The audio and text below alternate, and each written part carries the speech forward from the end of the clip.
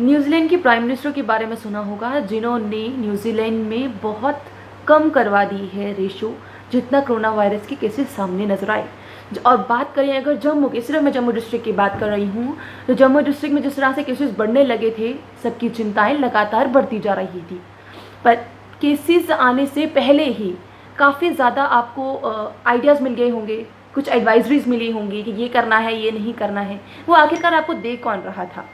वो सभी आप एक नाम पढ़ते थे, सुषमा चौहान IAS। बट वो सुषमा चौहान है कौन?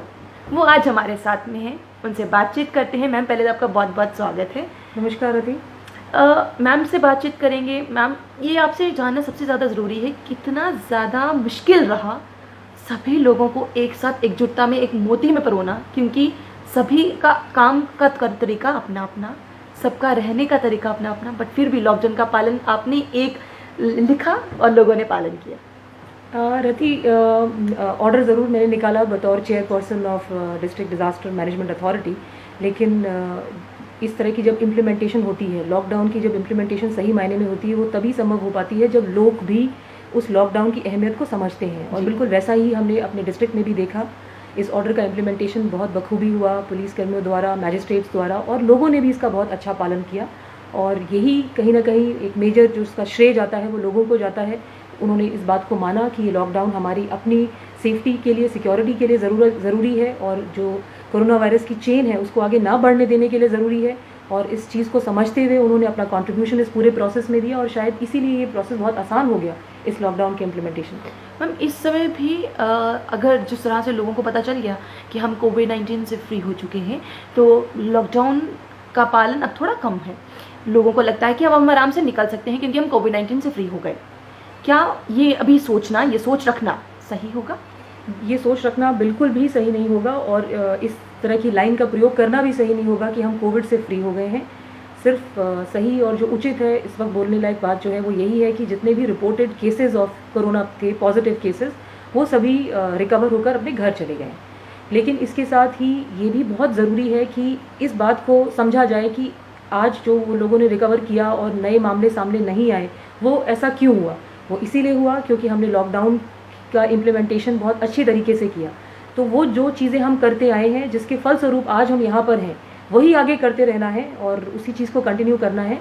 कुछ जो लोग हमें ज़्यादा गाड़ियाँ सड़कों पे दिखती हैं, वो इसलिए भी हैं क्योंकि कुछ इकोनॉमिक एक्टिविटीज़ को रिलैक्सेशन दे दी गई है। बट इसके अलावा एज सच अगर मैं कहूँ तो मैंने कहीं पूरे डिस्ट्रिक्ट में मेजर लॉकडाउन वायलेशन कहीं पर भी रिपोर्ट नहीं हुई है। कल भी नहीं, आज सुबह तक भी ऐसे कोई केसेस सामने नहीं आए कि लोगों को सडनली ऐसा लगा हो कि अब हम कोरोना फ्री हो गए हैं तो हम सड़कों में आ सकते हैं। नहीं, वो पूरी गंभीरता और वो पूरी सेंस ऑफ रिस्पॉन्सिबिलिटी लोगों में अभी भी बनी हुई है, जिसको वो अच्छी तरीके से एग्जिबिट कर रहे हैं, अपने अपने घरों में हैं। रूल्स, नियमों का पालन वैसे ही चल रहा है। कुछ इकोनॉमिक एक्टिविटीज़ रिलैक्सेशन मिली हैं, पर्टिकुलरली जो एग्रीकल्चर एक्टिविटीज़ हैं, किताबों की दुकानें, स्टेशनरी, ये सब खुली हैं, तो लोग जा रहे हैं। बच्चों की ऑनलाइन क्लासेस शुरू हो गई हैं, उस वजह से कुछ ज़्यादा हमें एक्टिविटी देखने को मिल रही है, but that is also with in the permissible limits. आपकी एम्बुलेंस वाला जो आइडिया है वो कितना सक्सेसफुल रहा? क्योंकि आप वेयर हाउस में वो गया, door to door health survey हो रहे हैं, ये कितना ज़्यादा सक्सेसफुल इस समय नज़र आ रहा है? रति, ये जो सभी तरीके हम इस्तेमाल में ला रहे हैं और एज अ टीम उसमें हमारे हेल्थ डिपार्टमेंट की एडवाइजरी भी समय समय पे हमें आती रहती हैं। उनकी तरफ से भी हम जब मिलकर आगे स्ट्रैटेजी बनाते हैं कि क्या किया जाए डिस्ट्रिक्ट में और क्या करने की ज़रूरत है, तो शुरुआती तौर पे हमारे लिए सबसे अहम था कि जो पॉजिटिव केसेस आ रहे हैं उनके सभी कॉन्टैक्ट्स को जल्द से जल्द ट्रेस करके टेस्ट किया जाए। वो एक पहली स्टेज थी। जब हम उससे और आगे निकले और पॉजिटिव केसेस कुछ सामने नहीं आए, हमारे पास समय और था उस समय अगले कदम उठाने के लिए, फिर हमने डोर टू डोर सर्वे शुरू किया। डोर टू डोर सर्वे भी अब आज ख़त्म हो गया है, तो अब इसके साथ साथ हमने सोचा कि डोर टू डोर सर्वे में तो हम सिम्टोमेटिक लोगों को, रिपोर्टेड सिम्टोमेटिक लोगों को स्क्रीन कर रहे हैं। इसके अलावा और क्या किया जाए? फिर ये सोचा गया कि क्यों ना इस जो पूरा टैक्टिक्स का मिश्रण है उसमें हम रैंडम सैम्पलिंग को भी डालें। रैंडम सैम्पलिंग के लिए हाई रिस्क एरियाज़ का हमने चयन किया।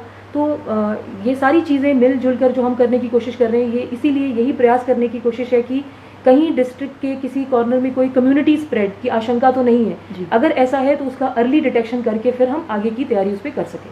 MHA द्वारा बात कर दी गई है, निर्देश जारी कर दिए गए हैं कि अब स्टूडेंट्स, टूरिस्ट या कोई लेबर अपनी एक जगह से दूसरी जगह, मतलब अपने गंतव्य में जा सकते हैं, अपने घरों की ओर जा सकते हैं। बट रजिस्ट्रेशन करवाना ज़रूरी है। रजिस्ट्रेशन करवाने के लिए क्या किया जा सकता है, ये कल भी जब हम बात कर रहे थे, हमारा लाइव इंटरेक्शन रहता है, उसमें लोग ये बोलते हैं। तो क्या करना चाहिए, आप ये बताइए। रति, जैसे कि आपने बताया कि एमएचए की गाइडलाइंस आ गई हैं और उन गाइडलाइंस के तहत जो स्टेट और यूटी गवर्नमेंट्स हैं उनको ये निर्देश दिए गए हैं कि आप सभी अपने अपने हिसाब से अपनी गाइडलाइंस बनाएं और अकॉर्डिंगली कल हमारे यूटी का भी स्टैंडर्ड ऑपरेटिंग प्रोसीजर, या साधारण शब्दों में कहूँ तो गाइडलाइंस बन चुकी हैं। और इसमें काफ़ी senior officer, principal secretary home Shri Shalin Kabra ji को उसका नेतृत्व दिया गया है, वो नोडल ऑफिसर बनाए गए हैं और वो इसी चीज़ में लगे हुए हैं कि किस तरह से इसकी रूपरेखा बनाई जाए और कैसे रजिस्ट्रेशन का प्रोसेस शुरू किया जाए। वो अब शाम तक मुझे लगता है उसमें भी निर्देश आ जाएंगे और सभी डिप्टी कमिश्नर्स को बताया जाएगा कि उसमें उनका इसमें क्या रोल रहेगा, किस तरह से प्रायोरिटाइज करके रजिस्ट्रेशन करके फिर ये प्रोसेस हम शुरू करेंगे। हम सबसे ज़्यादा ज़रूरी स्कूल और कॉलेजेस जो इस समय बंद हैं, काफ़ी बच्चों को परेशानी, क्योंकि इस समय हमारे पास 4G नहीं है, जिसकी वजह से हम थोड़े लैक ज़रूर कर रहे हैं। तो क्या आपको लगता है कि स्कूल और कॉलेजेस का खुलना कितनी जल्दी हो पाएगा या नहीं हो पाएगा, या क्या है? देखिए, जहाँ तक स्कूल्स कॉलेजेस के खुलने की बात है, मैंने कल भी किसी ने ये सवाल पूछा था, तो मैंने यही कहा था कि जिस ऑर्डर में हमने लॉकडाउन किया था, हमने सबसे पहले उन चीज़ों से शुरू किया।